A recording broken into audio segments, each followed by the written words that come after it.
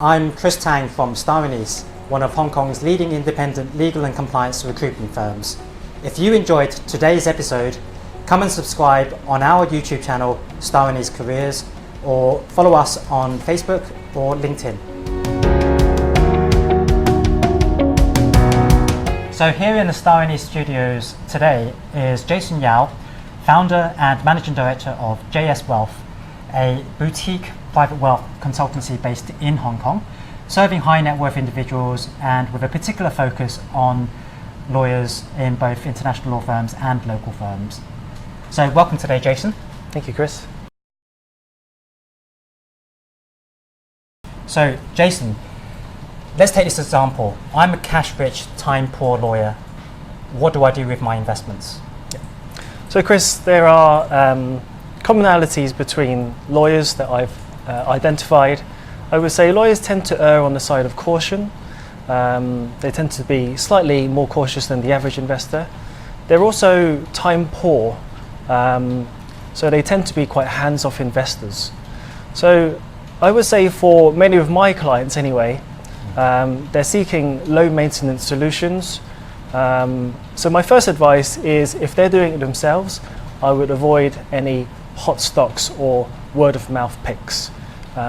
This is a classic case of momentum investing where you're following the trends. So don't follow any trends as such, because it may be too late. Also, particularly for solicitors, the firms that they work for tend to have a lot of restrictions on what they can and can't buy.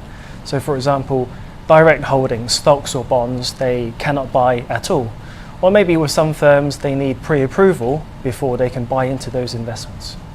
So the first thing is to identify an investment objective first and foremost. Before we set off on this journey of investing, we need to identify what is the objective, what is the destination. Once we understand the risk appetite and the investment time horizon for that particular individual, we can then start developing the solution for them. What's quite popular for my clients are discretionary portfolios. This is a completely hands-off solution for them where they're not disturbed during their busy working schedules, and it allows us to proactively manage the portfolios for them on their behalf. So this seems to be quite a popular option for my clients. And my third and final point is never to invest and forget. It's a common trait I seem to see with people where they put their money into some sort of investment and they haven't looked at it or touched it since. I think that's a surefire way to mediocre returns or possibly disaster. So you have to use some sort of investment philosophy to manage that investment or seek professional help. So essentially, leaving your money in the bank is no good, because year on year there's inflation. The rate of interest is never going to match the rate of inflation. Right. So in effect, you're losing out with your money just stuck in the bank. Absolutely, you have to make your money work as hard as possible. For any guy on the street, any person on the street, looking at the options out there, there's just a full array of investments. From the main stocks, you've got property, and then you've also got alternative investment opportunities out there to look at. What are your top 3 tips for investment? Yeah, so my first point is to always actually look at the bigger picture and set a life goal. Your goals determine your investment objectives, and your investment objectives help you to decide what type of investment is suitable for you. Like you said, you could buy stocks, bonds, funds, ETFs, anything you want. But how do we actually pick those for that particular individual? First, we need to understand the individual and what their specific objectives are.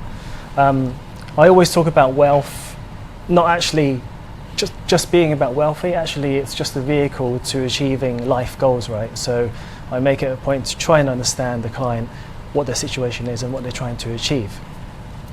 The second point is to diversify. So you never try to put bets on the market, but it's actually much easier just to buy a bit of everything. Try to follow the market performance as a whole, rather than going particularly heavy in any one sector or country or any one particular stock. again, like I said before, don't go chasing trends or chasing hot stocks because it's probably too late.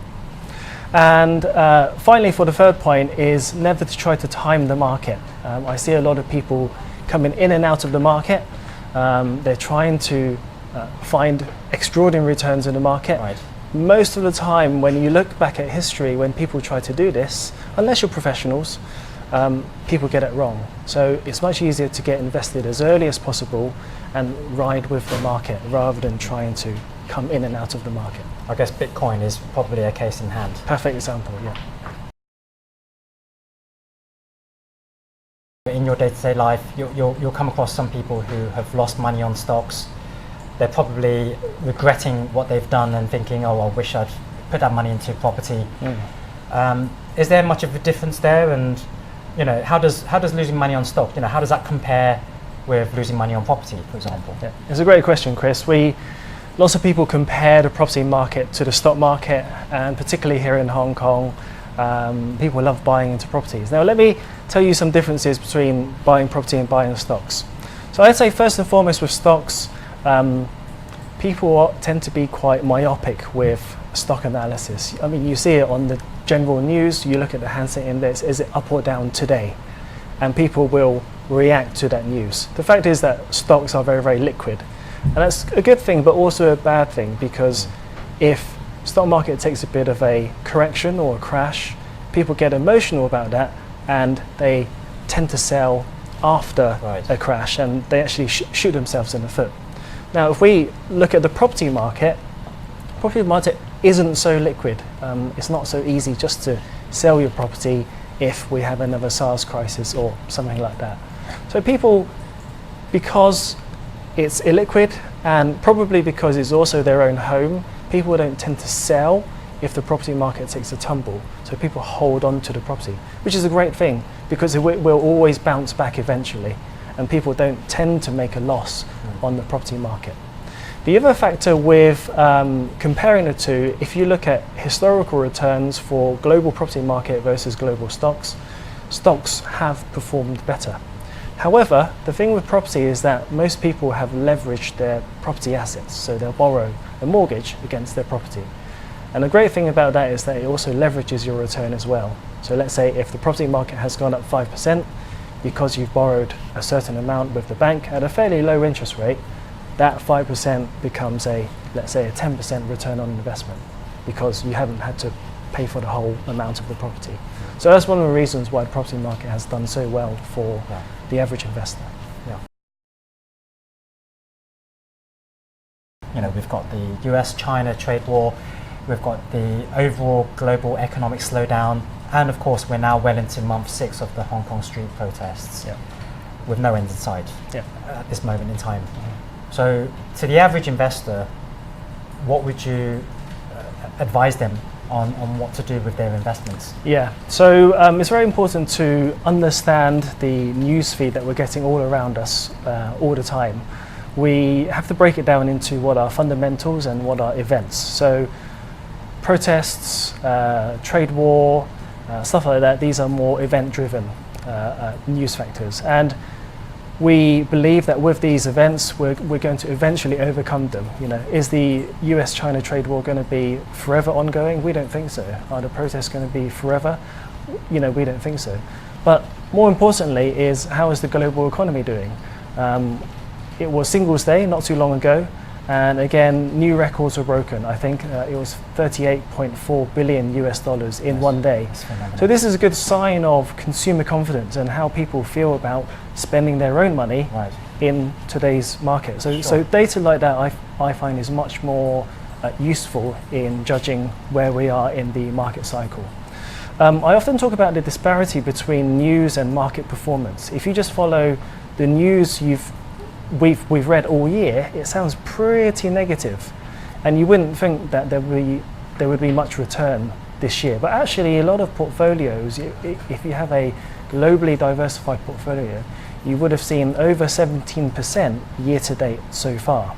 It's been up and down, but from the start of the year till today, it's been 17% return. But you would never think that, look, just reading the news. So you have to do your own analysis. You can't just depend on the news that you're reading in the papers, because generally financial news and any news is generally of a negative nature. Negative or shocking news is what sells papers or encourages people to click on it. So you have to do your own analysis and understand what is actually going on. Again, coming back to my earlier point, never try to time the market based on this news, because most of the time it's already timed in. So yeah, definitely have to do some extra legwork to do your own analysis, or again, seek professional help. Great. Those are really great tips today, Jason. And that concludes today's discussion. So thank you so Chris. much for coming into our studios here at Star Anise. You're welcome. To discuss about investments and what to do with your assets. So hope you enjoyed today's episode, and we'll see you again soon.